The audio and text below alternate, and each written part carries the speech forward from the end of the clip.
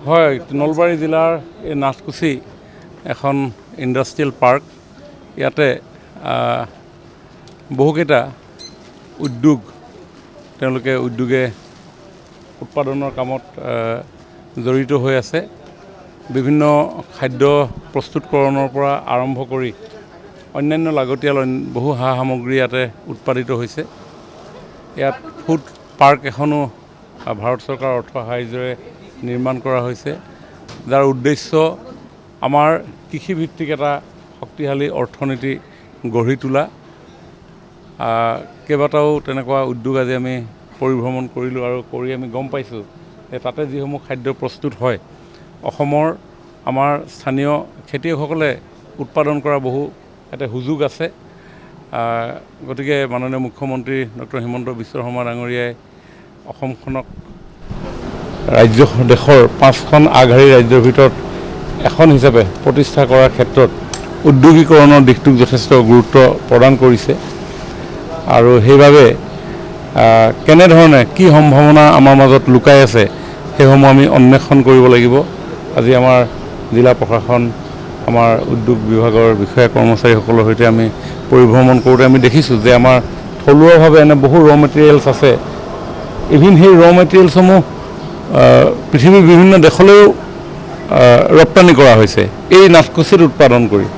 সেই তামোলৰ ঢকুৱাৰ পৰা খাদ্য খাবৰ কাৰণে যি প্লেট, বাতি এইবিলাক লাগে, তেওঁলোকে আমাক এতিয়া জনালে যে তেওঁলোকে অষ্ট্ৰেলিয়ালৈ এক্সপৰ্ট কৰে আৰু ক'ত কৰে বুলি ক'লে কেইবাখনো কাণ্ট্ৰিত, কলম্বিয়ালৈ এক্সপৰ্ট কৰে। আৰু তেওঁলোকে কৈছে যে যিমান অৰ্ডাৰ আছে তেওঁলোকে পৰ্যাপ্ত পৰিমাণৰ উৎপাদন কৰিব পৰা নাই। তাৰ কাৰণে তেখেতলোকে পৰিকল্পনা কৰিছে যে বিভিন্ন গাঁও অঞ্চলসমূহত সৰু সৰু প্ৰাইমেৰী প্ৰচেছিং চেণ্টাৰ যদি কৰে তেতিয়া মাৰ্কেট লিংকেজ তেওঁলোকে কৰিব পাৰে। তেনেকুৱা ধৰণৰ কথাও আছে। ইয়াত আমি যিটো ফেক্টৰীৰ আগত ৰখি আছোঁ, এইটো আলুৰ পৰা চিপছ বনায়। পূৰ্বতে আমি গৈ আহিলোঁ, এটা হালদিৰাম, এইটো এটা নেশ্যনেল ভাল ব্ৰেণ্ডেড কোম্পানী, তেওঁলোকৰ প্ৰডাকশ্যন ইয়াতে হয়, তাতো আলুৰ প্ৰয়োজন হয়। কেটেল ফিড ইয়াতে উদ্যোগ আছে। কেটেল ফিড প্ৰস্তুত কৰিবৰ কাৰণে গোমধান দৰকাৰ, মাকৈ, সৰিয়হ দৰকাৰ।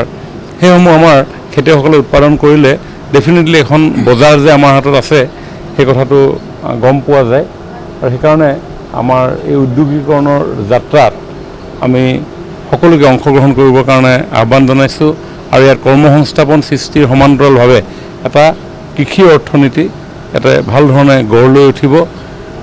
গতিকে সেইবাবে আজি এনেধৰণে আমি পৰিভ্ৰমণ কৰোঁ। গুৱাহাটীৰ পৰা টিহুলৈকে যি ইণ্ডাষ্ট্ৰিয়েল কৰিডৰ নিৰ্মাণৰ যে সপোন আছিল, সেই সপোন এতিয়া সাৰ্থক হ'ল। আৰু কেনেকুৱা ধৰণৰ উদ্যোগ স্থাপনৰ পৰিকল্পনা আছে? আপোনালোকে গমেই পায় যে যোৱা 25 চনত আমি এডভান্টেজ আছাম 2.0 আমি আয়োজন কৰিছিলোঁ মাননীয় মুখ্যমন্ত্ৰী ডাঙৰীয়াৰ নেতৃত্বত। আৰু সেই 2.0ত সমগ্ৰ ভাৰতবৰ্ষৰ লগতে পৃথিৱীৰ বহুকেইজন ইণ্টাৰনেশ্যনেল বিজনেছ লিডাৰে ইয়াতে ইনভেষ্টমেণ্ট কৰাৰ কাৰণে MOU চাইন কৰিছে প্ৰায় 5,18,000 কোটি টকা। আৰু সেই 5,18,000 কোটি টকা কেৱল MOU চাইন কৰা নাই, বৰঞ্চ খুব কম সময়ৰ ভিতৰত প্ৰায় 60% আজি গ্ৰাউণ্ডেড হৈছে। বহুতে প্ৰডাকশ্যন ষ্টাৰ্ট কৰিছে, বহুতে প্ৰডাকশ্যন জাষ্ট কৰিবলৈ গৈ আছে, বহুত পাইপলাইনত আছে। সেইকাৰণে এটা ভাল এটা ইণ্ডাষ্ট্ৰিয়েল ইনফ্ৰাষ্ট্ৰাকচাৰ অসমত নিৰ্মাণ হ'লে পৰৱৰ্তী সময়ত আমাৰ ছাউথ ইষ্ট এছিয়ান যিসমূহ কাণ্ট্ৰি আছে, এই ছাউথ ইষ্ট এছিয়ান কাণ্ট্ৰিসমূহৰ লগত আমি প্ৰত্যক্ষভাৱে এই বাণিজ্যিক সম্পৰ্ক কৰিব পাৰোঁ। আৰু যেতিয়া ছেমি কণ্ডাক্টৰ ইয়াত হৈ আছে, আপোনালোকে গমেই পায়, এতিয়া ইলেক্ট্ৰনিক্সৰ ক্ষেত্ৰখনতো আমি অসম আগুৱাই গৈছোঁ।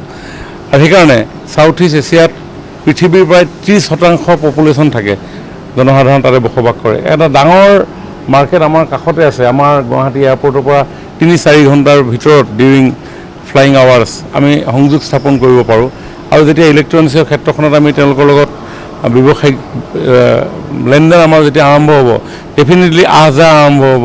আৰু আহ-যাহ হোৱাৰ লগে লগে আপোনালোকে গম পাইছে যে আমাৰ প্ৰত্যেকখন জিলাত একোখন মেডিকেল কলেজ স্থাপন কৰিবৰ কাৰণে আমি সিদ্ধান্ত লৈছোঁ। এই ক্ষেত্ৰত আগবাঢ়ি গৈছে আমাৰ চৰকাৰ। ইউনিভাৰ্চিটিসমূহ আমাৰ ইয়াতে আছে। আমাৰ বিভিন্ন টুৰিজিম ছেক্টৰতো যথেষ্ট ৱৰ্ল্ড হেৰিটেজ চাইট আমাৰ মাজত আছে। গতিকে টুৰিজিম ছেক্টৰ ইয়াতে আগবঢ়াৰ সম্ভাৱনা আছে, এডুকেশ্যন টুৰিজিম হোৱাৰ সম্ভাৱনা আছে। হেল্থ টুৰিজিম হোৱাৰ সম্ভাৱনা আছে। এনেধৰণে যথেষ্ট আগন্তুক দিনত এটা ভাল বাৰ্তা সকলোৱে মিলি যদি আমি আগবঢ়াই লৈ যাওঁ, নিশ্চয় অসমখনক আমি আগুৱাই লৈ যাব পাৰিম। দৰমহাৰ ক্ষেত্ৰত কেতিয়াবা এই ধৰণৰ কম কৰাৰ প্ৰয়োজন আছে। মানে আজিতো যিখিনি মই ঘূৰিলোঁ, এতিয়ালৈকেতো তেনেকুৱা কৰ্মচাৰীসকলে তেনেকুৱা অভিযোগ দিয়া নাই।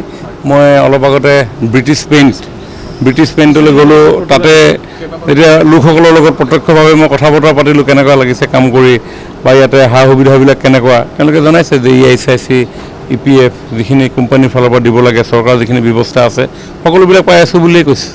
মানে কোনো অভিযোগ নাই। মোকতো আজি দিয়া নাই। ছাৰ অকণমান ফুটবলৰ কথা সুধিব বিচাৰিছোঁ, কি ধৰণে সাজু হৈছে ফুটবল চৰকাৰ?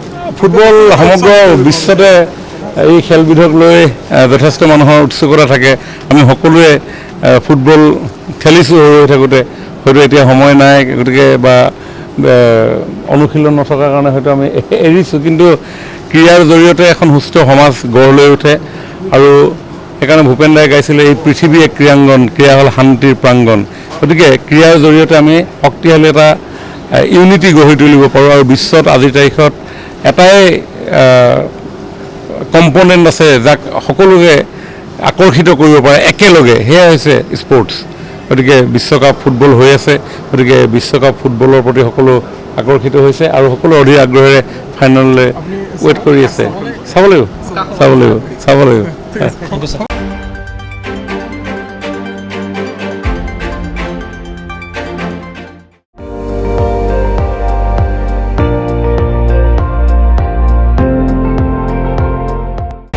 আপুনি চাই আছে ND24, সৰ্বশ্ৰেষ্ঠ নহয় সৰ্বোত্তমৰ দৌৰত।